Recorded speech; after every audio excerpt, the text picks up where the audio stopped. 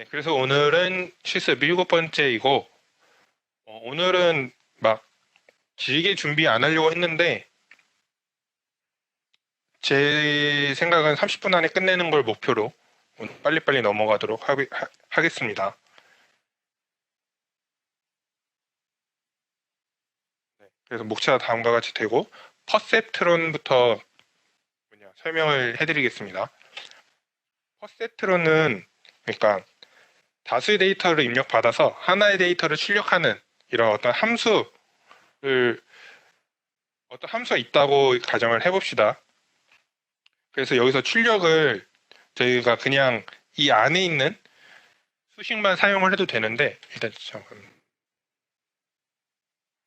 네, 이렇게 사용을 해도 되는데, 이 데이터가 그 산형회기에서 나온 것처럼 어떤 리니어라는 값, 뭐 마이너스 값이 될 수도 있고 어떤 직선인 어떤 값이 나오니까 이걸 출력을 1 또는 0으로 만들어 주기 위해서 시그모이드 함수를 저번 주에 배웠죠. 그래서 지금 이 안에 있는 이 시그마 기호가 시그모이드를 뜻하는 겁니다. 시그모이드. 그래서 이런 출력을 그러니까 조금 더 우리가 원하는 걸로 바꾸기 위해서 그렇게 해주는 함수를 활성화 함수라고 하고, 그 예로 가장 기본적인 시그모이드 함수가 있습니다. 그래서 그림을 나타내면 다음과 같이 되는데, 이렇게 x1, x2가 있죠. 이걸 입력이라고 보고, 지금 이 위에 있는 식을 그림으로 나타낸 것입니다. 그리고 어떤 값을 곱하죠. a1이나 a2를 각각 x1, x2에다 곱합니다. 그 다음에 b라는 값을 더해주고요. 이렇게 계산한 값을 시그모이드 함수를 사용을 해서 출력을 해냅니다. 이게 1 또는 0이 나오도록 해주는데, 이런 모양 자체가 저희 인간의 뇌에 있는 뉴런과 비슷하다라고 해서 이런 인공신경망 이론이 이제 탄생을 하게 됐고요. 그래서 뭐 인간은 뭐 1000억 개의 뉴런이 있다라고 하는데, 지금 여기 보이시는 게 뉴런입니다. 위키에서 따왔고요. 그래서 여기선 지금 안 보이는데 이런 식으로 뉴런이 또 뭐 이렇게 쭉 있겠죠.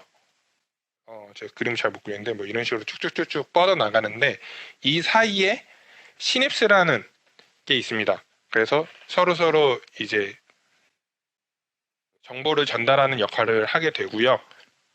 이런 뉴런 자체가 어떻게 이제 값을 만들어내냐면은 어떤 그러니까 전기를 만들어낸다고 하죠. 전이 변화가 일어나는데, 이 전기가 어떤 임계치, 그러니까 어떤 값을 넘으면은 다음 뉴런으로 신호를 전달한다고 합니다.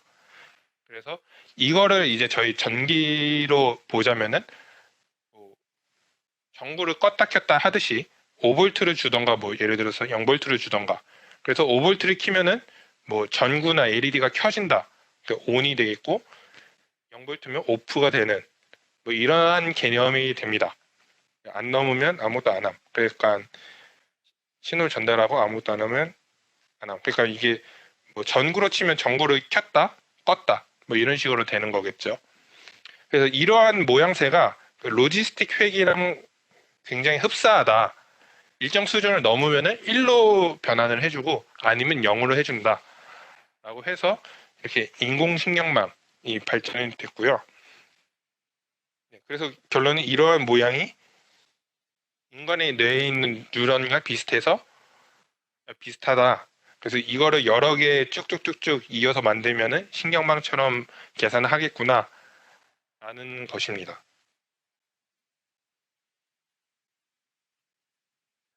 네. 그래서 뭐 퍼셉트론이 그래서 이 인공신경망이 이루는 가장 기본 단위, 그러니까 사람의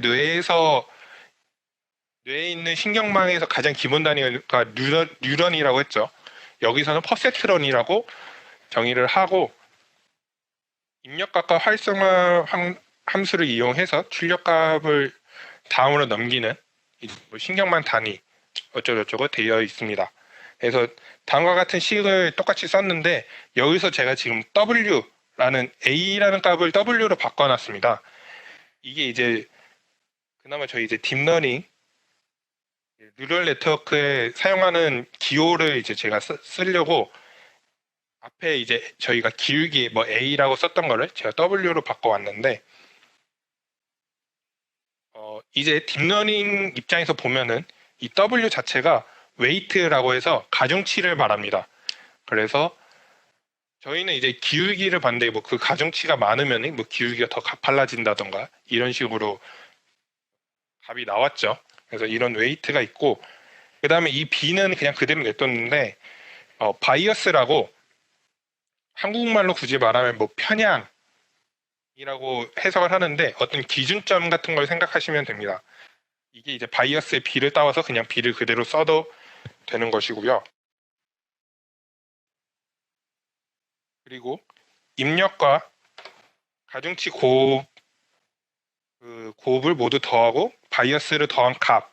그러니까 지금 이 전체 이 괄호 안에 있는 것을 weighted sum이라고 합니다. 그래서 한국말로 하면은 가중합 뭐 이 정도가 될 텐데 뭐 weighted sum이라고 하고 여기 있는 이제 이 시그모이드 함수를 저희는 썼는데 이걸 액티베이션 펑션이라고 해서 활성화 함수라고 합니다. 활성화 함수. 네, 그래서 뭐 0과 1을 출력하는 함수라고 했는데 이 활성화 함수에 따라서 다 종류가 다르니까 그 나중에 또 설명을 해드리겠습니다. 근데 이제 이런 퍼셉트론의 문제가 선형적으로 이제 분류하는 거는 어느 정도 얘가 잘 하는데 비선형적인 건 불가능하다고 합니다. 그래서 대표적으로 XOR 문제가 있는데 그냥 간단한 개념만 보시면 될 것 같아요. 예를 들어서 이런 4개의 데이터가 있는데 5월이나 AND는 한 선으로 데이터를 정확히 구분할 수가 있습니다. 그래서 이 검정색 데이터와 흰색 데이터를 보시면 정확히 하나의 선으로 데이터가 갈라졌죠. AND도 보시면은 검정색 하나와 나머지 3개가 정확히 갈라져 있습니다. 근데 이제 XOR을 보시면은 이 2개에 있는 값과 여기 2개에 있는 값을 나누려고 봤더니 한 선으로 그어질 수 없는 거죠. 그렇다고 이런 동그란 함수를 만들자니 더 복잡해지니까 우리가 사용하는 그런 그라디언트 디센던트나 이런 기울기 하강법을 적용하기 너무 부적합하다라고 생각을 해서 이런 문제가 있는 거죠. XOR 이 퍼셉트론이 이 XOR을 풀지를 못해서 이 퍼셉트론 이론이 아마 50년대인가 나오고 80년대에도 계속 연구가 되어 왔었는데 더 발전을 못했던 게 이런 문제가 있었다고 합니다. 저는 그냥 간단하게 설명을 넘어갈게요. 그래서 이제 다층 퍼셉트론이라는 개념이 나오는데 히든 레이어를 추가해서 기존 퍼셉트론에서 평면을 왜곡시킨다고 이제 표현을 했는데 이 앞에 XOR로 간단한 예를 들면은 이 평면상에서는 이 데이터를 나누는 게 한 선으로 나누는 게 매우 힘든데 여기서 이 부분을 위로 그러니까 이게 하나의 종이라고 생각을 한번 해보시고요. 종이를 이쪽 양 끝을 모아서 위로 접고 이 여기를 아래로 접는다고 가정을 해보시면은 3차원 평면처럼 왜곡이 되겠죠. 그 다음에 이 가운데를 잘라버리면은 정확하게 이제 위에랑 아래랑 나눠지게 될 것입니다. 그래서 이 히든 레이어가 그런 역할을 해준다고 보면 돼요. 여기 이제 수학적인 거는 굳이 많이 설명 안 하겠고요. 그래서 보시면 이런 식으로 가운데에 히든 레이어를 추가를 해서 원래 기존에는 이 앞에 있는 부분만 퍼셉트론이라고 해서 했는데 층을 더 추가를 해서 멀티 레이어를 추가를 해서 퍼셉트론을 구성을 하면 됩니다. 그래서 여기서 이제 수식이 더 복잡해지는데 이 입력층, 인풋 레이어하고 이 출력, 아웃풋 레이어가 있고 여기 히든 레이어가 있어서 히든 레이어에서 아웃풋 가는 거는 기존이랑 비슷합니다. 그냥 어떤 값이 있고 아이고, 어떤 값이 있고 이 웨이트를 각각 곱해주고 b를 더해주면은 퍼센트론이 됐죠. 근데 이 히든 레이어에 입력에서 히든 레이어 가는 방향에서 또 웨이트를 각각 넣어줍니다. 그래서 이 웨이트마다 값이 곱해지고 바이어스가 더해지도록 해서 계산을 조금 더 복잡하게 만드는 거죠. 왜냐하면 저희가 아까 XOR 문제처럼 못 푸는 문제가 있으니까. 그래서 수식을 먼저 보시면은 여기서 히든 레이어에 있는 이거 하나하나를 노드라고 합니다. 노드라고 하는데 노드 첫 번째를 보시면은 X1에서 웨이트 11이 오게 되고 X2는 웨이트 21이라는 값을 곱해서 들어오게 되죠. 그래서 N1을 보시면은 W11하고 X1을 곱한 값 그리고 W21하고 X2 값을 각각 다 더한 값을 시그모이드를 하면은 N1이 됩니다. N2도 마찬가지로 이런 식으로 1, 2, 2, 2 값이 이제 들어와서 각각 다 곱하고 시그모이드를 하면 N2가 되겠죠. 여기서 이 N1, N2 구한 것을 또 새로운 웨이트를 곱해서 이제 만들어낸 값이 최종적으로 출력값이 되게 됩니다. 이런 식으로 구성되어 있는 게 다층 퍼셉트론이라고 알고 계시면 되고요.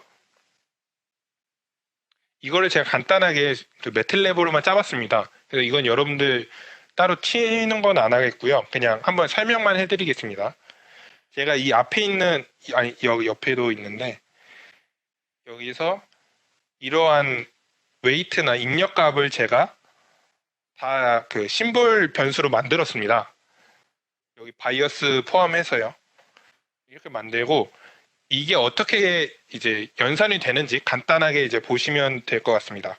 여기 대문자 x로 해서 이 x1, x2를 묶어놨는데 행렬로 묶어놓은 것 자체가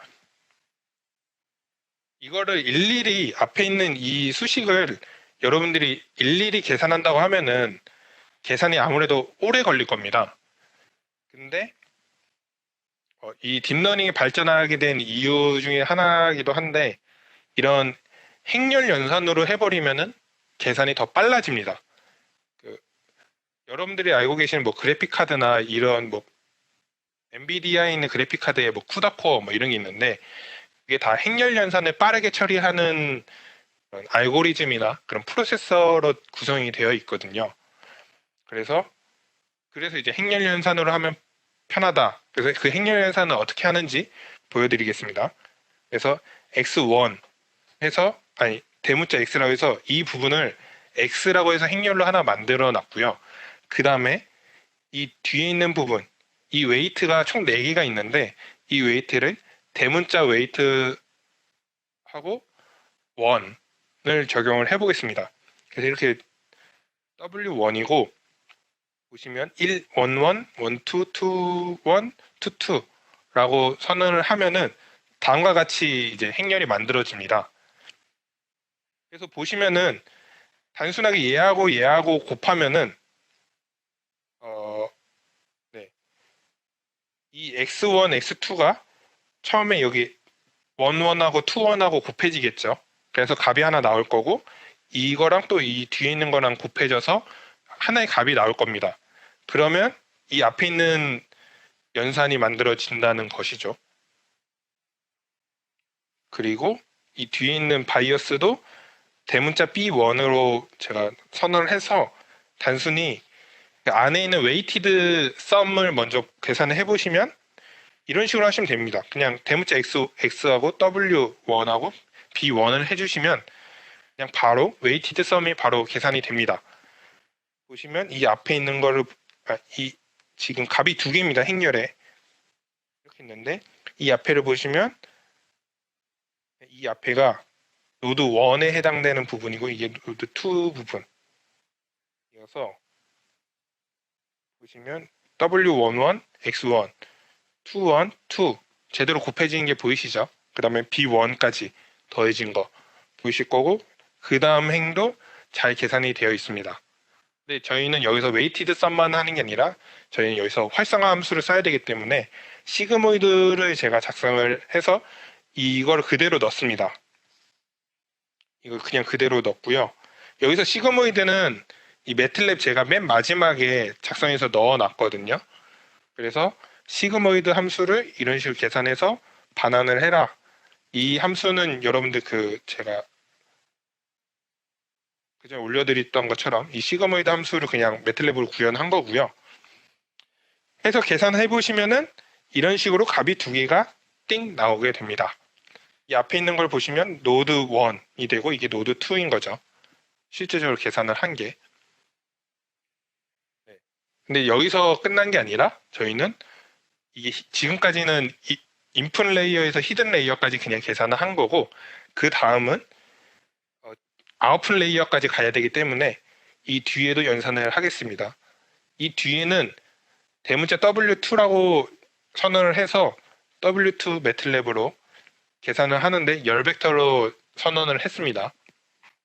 그 다음에 이 마지막 B3는 어차피 값 하나긴 한데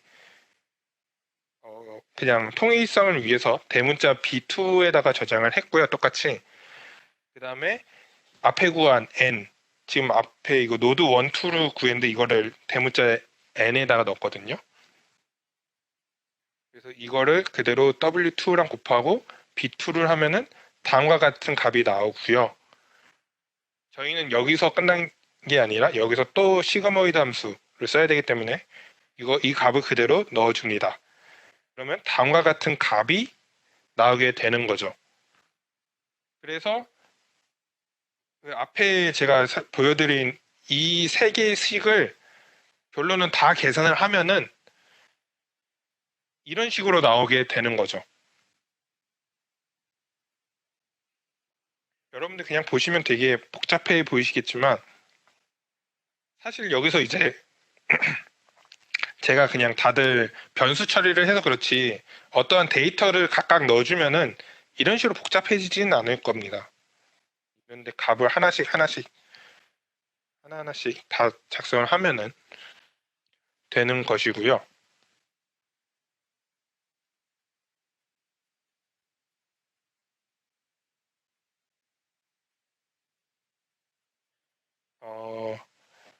그래서 이 다층 퍼셉트론이 해결되지 않는 문제를 히든 레이어를 추가하면서 조금 더 복잡해지긴 했지만 해결을 할 수 있었다라는 거고 이 히든 레이어를 뉴런의 개수를 늘릴 수도 있고요. 아니면 이 층을 얘는 히든 레이어 한 층, 두 층, 총 두 개 층이 있는데 이 히든 레이어를 더 늘릴 수가 있는 것이죠. 그러면서 이러한 모습이 사람 뇌에 있는 뉴런과 비슷하다고 얘기를 하는 거고요. 이렇게 이 레이어가 많아지고 뉴런이 많아지는 거를 어떻게 보면 딥러닝이라고도 합니다. 이 딥러닝이라는 의미가 되게 이제 사람마다 논문마다 얘기가 조금씩 다르긴 한데 히든 레이어 층이 많아서 딥하다, 그러니까 깊게 들어갔다, 그러니까 연산이 깊어졌다라고 얘기하는 부류가 있고 이제 머신러닝에서는 피처라고 특징을 직접 넣어줬어야 되는데 딥러닝은 이 피처까지 웨이트로 계산을 해버리거든요. 그래서 이제 딥러닝이라고 한다라고 해서 저도 이게 아직까지 확실히 저도 모르겠어요. 뭐가 정확하게 딥러닝 명칭이 맞는지. 근데 이제 둘 다 쓴다. 그렇게 알아두시면 될 것 같습니다.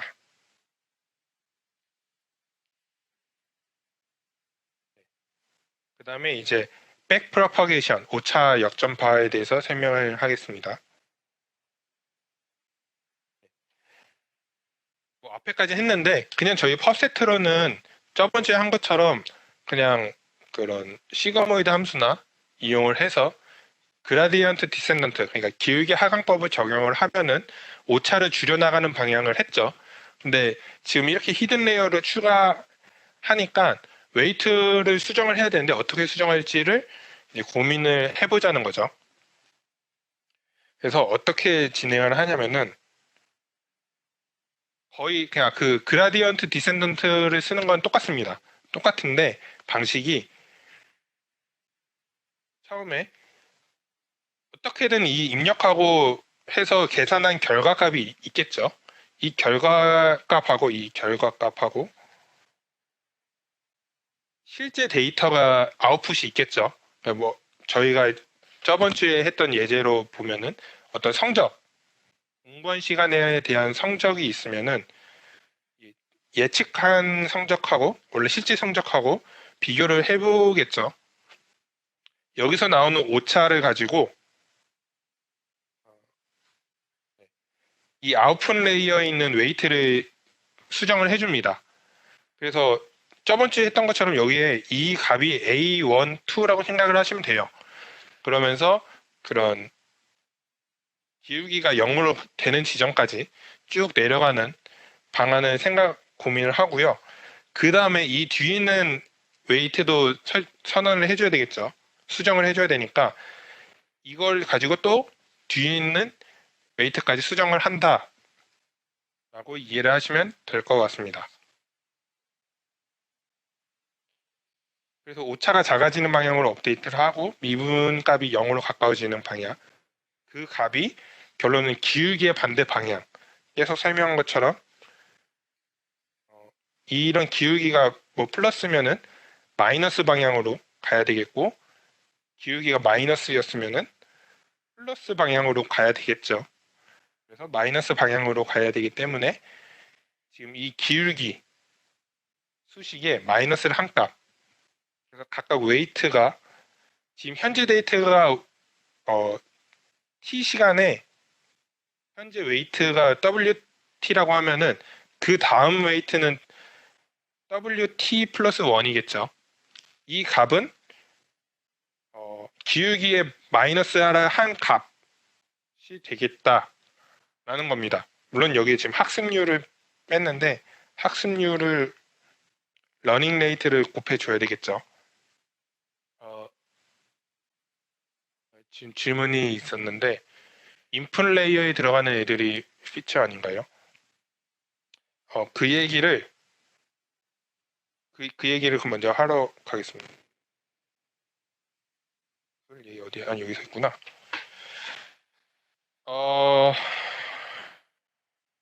인풋 레이어에 들어가는 애들이 피처가 맞죠? 여기서는. 근데 그러니까 제가 그러니까 헷갈린다고 하는 건 뭐냐면요. 여기서 그 사진이 없는데 지금 이게 하나의 뉴럴 네트워크고 컨볼루셔널 뉴럴 네트워크를 여러분들이 만약에 나중에 공부를 이제 하실 텐데 그때 보시면은 여기가 이제 컨볼루셔널 뉴럴 네트워크가 들어가 있습니다. 그래서 이 뉴럴 네트워크의 레이어 단하고 컨볼루셔널 레이어 단이 두 개가 이제 나눠서 하게 되는데 여기도 이제 웨이트를 수정하고 막 하거든요. 근데 이 컨볼루셔널 뉴럴 네트워크, 그러니까 컨볼루셔널 레이어에서 하는 역할이 피처를 뽑는 역할을 해줍니다. 그래서 그 피처가 이 인풋에 들어와서 아웃풋에 나오는 역할을 하는데, 그러니까 아까 제가 말한 것처럼 이 히든 레이어가 많아지는 게 딥러닝이라고 하는 사람이 있다 했죠. 근데 이거 지금 뉴럴 네트워크가 이제 머신러닝이거든요.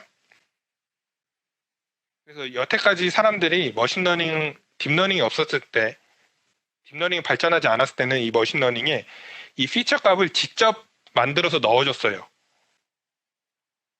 픽셀의 웨이트 조정하는 걸 다르다는, 그렇죠.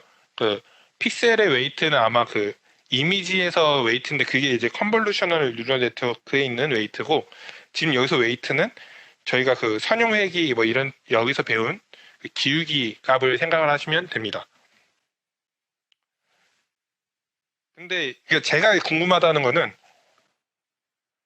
여기가 뭔가 많아서 딥하다라고 하는 사람이 있고 여기서 그 피처를 뽑아준다. 그래서 이제 머신러닝과 딥러닝이 다르다라고 얘기하는 사람이 있어요.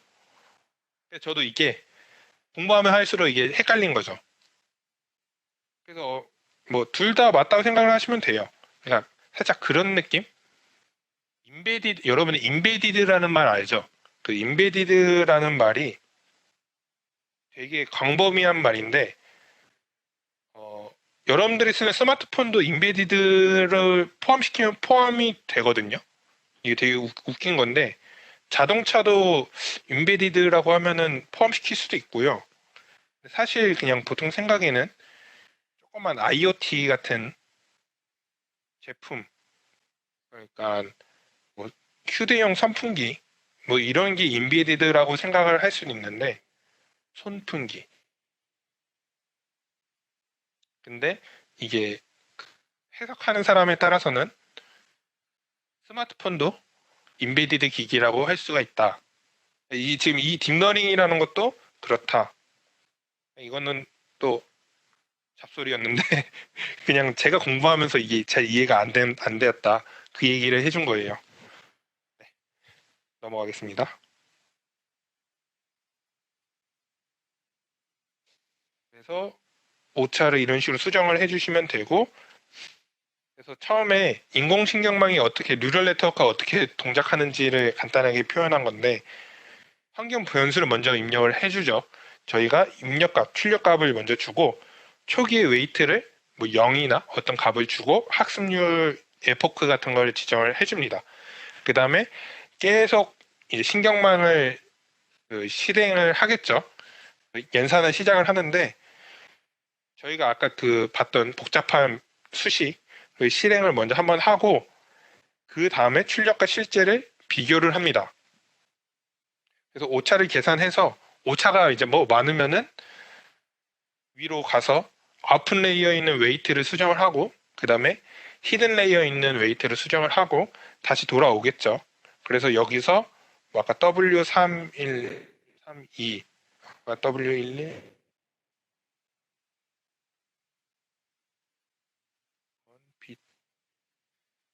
이러한 값들을 여기서 그 경사강법을 이용을 해서 다 수정을 해줍니다.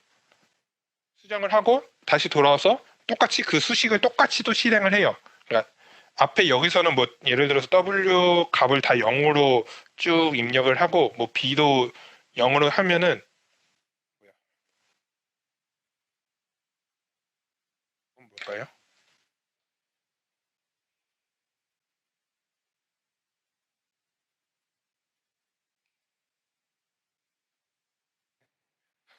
하여튼 그 W하고 B 값을 0으로 초기화하고 여기서 W B 값이 수정이 돼서 다시 돌아와서 그 수식을 또 실행을 합니다. 실행을 하고 다시 돌아와서 또 오차를 계산하고 또 반복을 하겠죠. 이게 쭉 계속 반복되는 게 인공지능입니다. 그래서 인공지능이 사실 이거 뭐 수식이 어렵고 하긴 하겠지만 크게 뭐 어려운 건 아니에요.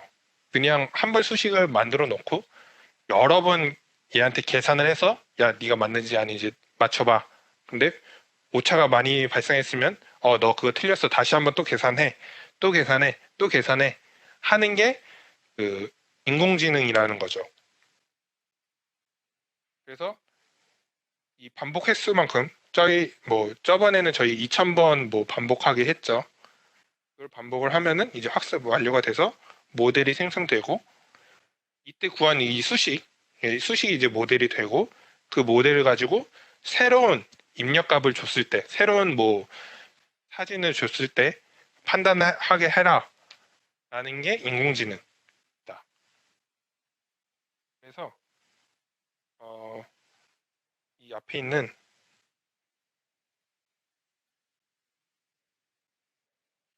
여러분들이 그래서 필요한 거는 이 입력 데이터하고 출력만 필요한 거죠.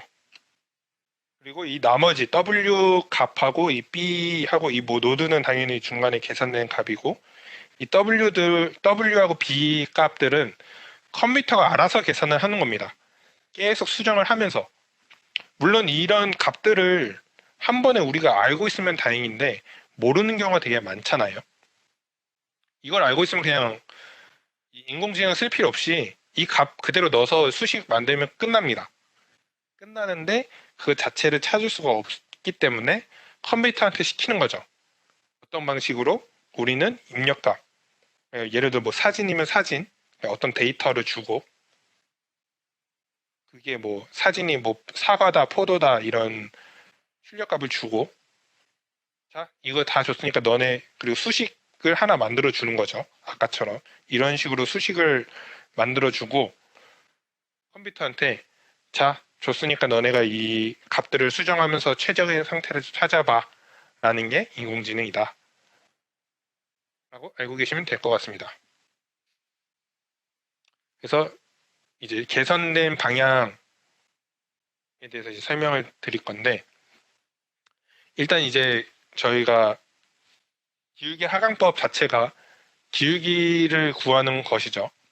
근데 이 기울기가 이 레이어가 점점 많아질수록, 아까 히든 레이어가 뭐 아까 1개 아니면 2개였는데 어떤 거는 100몇 개가 되는 게 있어요. 구글렛이 히든 레이어가 50개였는지 제가 지금 그 기억이 안 나는데, 그렇게 많아지면 많아질수록 기울기가 점점점 감소한다는 사실이 밝혀졌어요. 그래서 보시면 결론, 웨이트를 수정하기 위해서 미분 기울기가 필요한데 레이어가 점점점 늘어날수록 역전파, 그러니까 거꾸로 올라가면 갈수록 기울기 값이 점점 작아지는 문제가 발생을 했습니다. 그래서 왜 그런지 보니까 시그모이드 함수 자체가 매틀랩으로 그리면 이런 식으로 그림이 나타나지는데, 이거를 미분하면은 매틀랩에서 그냥 심볼 함수, 이렇게 제가 지금 심볼로 만들었죠. 이 심볼을 DIFF에 넣으면은 미분값을 알아서 계산을 해주는데, 미분을 하면은 다음과 같은 값이 나오고 그림을 그리면 이렇게 나옵니다. 보시면은 대충 0.3보다 작은 값입니다. 그래서 이 기울기에 무엇을 곱해도 값이 계속 작아지는 거죠. 그러니까 그 기울기가 어느 정도 살아 있어야지 오차를 계속 수정해 나갈 텐데, 얘는 계산하면 뭐 계산할수록 계속 값이 점점 작아진다라는 문제가 있었다는 거죠. 그래서 이거를 이제 방지하기 위해서 여러 가지 활성화 함수가 개발이 되고 있습니다. 아직까지도 개발 많이 되고 있고, 근데 그 중에서 가장 유명한 거 제가 4개만 가져왔는데, 시그모이드를 빼고 3개. 여기서 이제 뭐 하이퍼볼릭 탄젠트 함수가 있고, 렐루 함수가 있고, 소프트 플러스라는 게 있습니다. 그래서 먼저 이제 시그모이드는 다음과 같이 제가 그려놨고, 똑같이 파란색 그래프가 시그모이드고 빨간색이 미분한 결과입니다. 그래서 아까 0.3보다 작아서 문제가 있다고 했죠. 그래서 이제 하이퍼볼릭 탄젠트 함수인데, 이 시그모이드에서 마이너스 1에서 1로 확장한 버전이라고 생각을 하시면 돼요. 그래서 원래 시그모이드는 0에서 1인데 이 하이퍼볼릭 탄젠트는 마이너스 1에서 1로 확장을 해서 미분값을 보시면은 최대값이 1입니다. 그래서 괜찮네 라고 생각을 해서 이것도 많이 썼는데, 문제는 이 미분값이 1일 때는 괜찮은데 이 나머지 값들이 1이 아닌 경우가 있어서 이때는 또 감소를 한다는 거죠. 그래서 그 다음에 이제 개발된 게 렐루 함수입니다. 이 함수가 가장 많이 아직까지 하고 있는데 되게 단순합니다. 여기서 지금 겹쳐서 안 보이는데, 렐루 함수가 그냥 쭉 0이었다가 0 이상일 때는 그냥 x는 y라는 그래프를 가져요. 그래서 이런 시그모이드처럼 이렇게 꾸부정한 모습이 아니라 그냥 딱딱 단순한 모습인데, 이것의 장점이 기울기를 계산을 하면은 0보다 작은 값은 그냥 0이고 큰 값은 1이 됩니다. 그래서 미분 계산할 때 굉장히 편하다는 장점이 있습니다. 그래서 이걸 굉장히 많이 사용하고, 제가 지금 여기는 수식을 덮어놨는데 이거 그냥 튀어보시면 매트랩 코드가 있긴 합니다. 근데 제가 이걸 너무 대충, 그러니까 뭐라 하지? 그래프 그리기 위해서 매트랩 소스를 짠 거라서 뭐 정확하게 표현이 안 되어 있습니다. 이 넬로가 함수가 없더라고요, 매트랩에. 그러니까 딥러닝을 사용하기 위해서 레이어는 있는데, 딥러닝에 바로 넣을 수 있는 레이어 함수는 있는데, 넬로 자체를 계산하는 함수가 제공을 안 해줘서 그냥 제가 대충 막 만든 거고요. 이렇게 그냥 알고 계시면 돼요. 함수를 굳이 나타내면 0보다 작을 땐 0이고 0보다 클 때는 x값을 내뱉는 함수이다라고 알고 계시면 되고, 만약 혹시 여러분들이 직접 데이터로 이렇게 심볼 변수로 말고 직접 데이터로 작성을 하고 싶다고 하면은 그냥 되게 단순합니다. 그냥 파이썬으로 짤 수도 있는데 max하고 0, x라고 해주시면은 무슨 값이 이 x 값이 마이너스면은 마이너스하고 0보다 둘 중에 누가 더 크냐 비교를 해서 0 값을 내뱉게 되고, 그다음에 x가 양수면은 당연히 0보다 크니까 이 x 값 그대로 나오겠죠. 여러분들 실제 데이터로 아마 사용할 때 그냥 max 이런 식으로 사용을 하시면은 구현이 될 겁니다. 이렇게 알고 계시면 되고, 그 다음에 소프트 플러스라고 이런 식으로 그래프인데 이 넬로에서 조금 보정한 함수라고 합니다. 그래서 이것도 최근에 개발됐다고 저는 그렇게만 알고 있고, 그래서 이거 말고도 더 많이 발전되고 있는데 발전되고 있다라고 알고 계시면 되고, 이 넬로 함수가 그래도 가장 많이 사용하고 여러분들도 아마 딥러닝 할 때 제가 아마 살짝 언급할 때가 있을 겁니다. 그래서 알고 계시면 되고, 이걸 또 뭐 자세하게 더 들어가기보다는 이런 식으로 된, 그러니까 시그모이드가 문제가 있어서 이런 함수들이 나왔구나라고 알고 계시면 될 것 같습니다.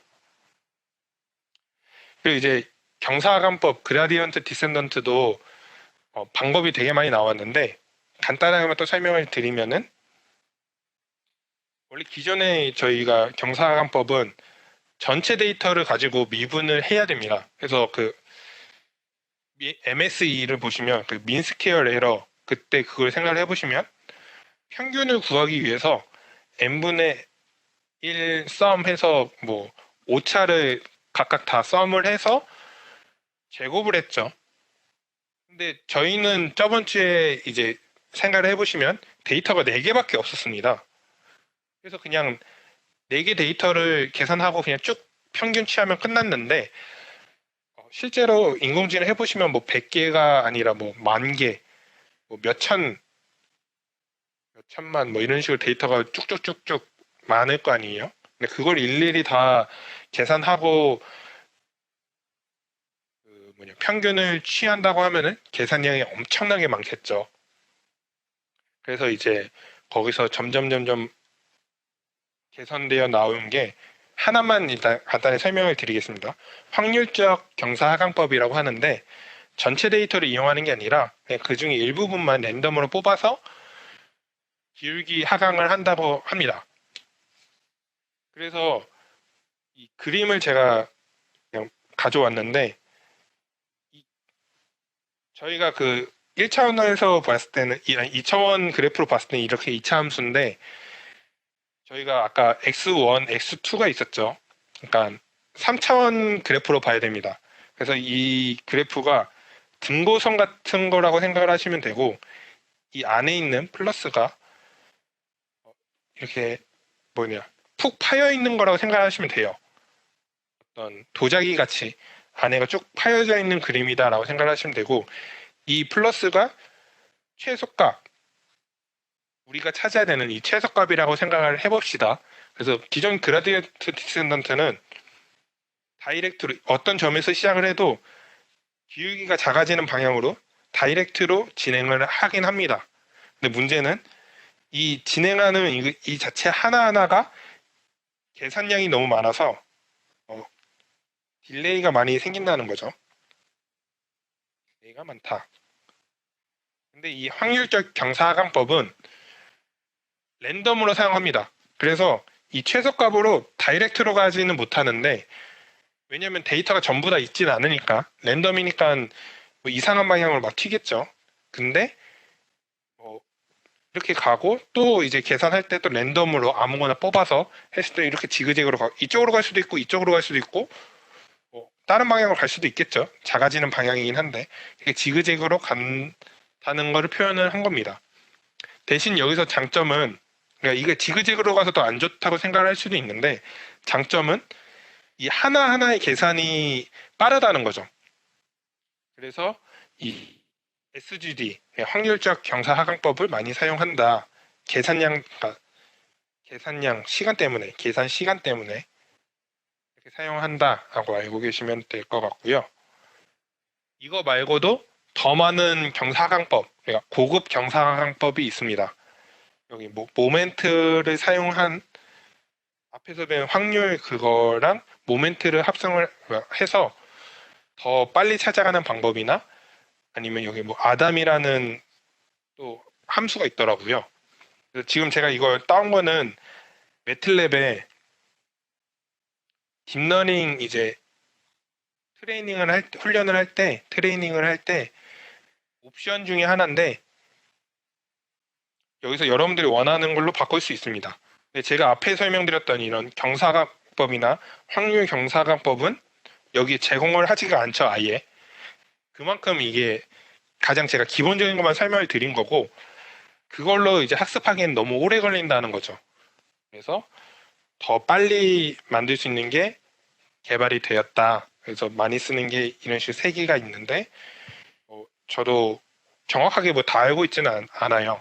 가장 많이 쓰는 게 뭐 아담이다 라는 것까지만 알고 있으니까, 그리고 이런 이론적인 거는 따로 설명을 안 하겠습니다. 따로 공부를 해보시면 될 것 같아요. 오늘 여기까지 했고요. 그냥 오늘 수업한 거는 간단한, 저희가 이제 나중에 딥러닝 하기 전에 간단한 용어 정리를 했다고 생각을 하시면 돼요. 뭐 안 하고 넘어가도 되는데, 나중에 분명히 이제 넬로 함수나 저희 또 뭐였지?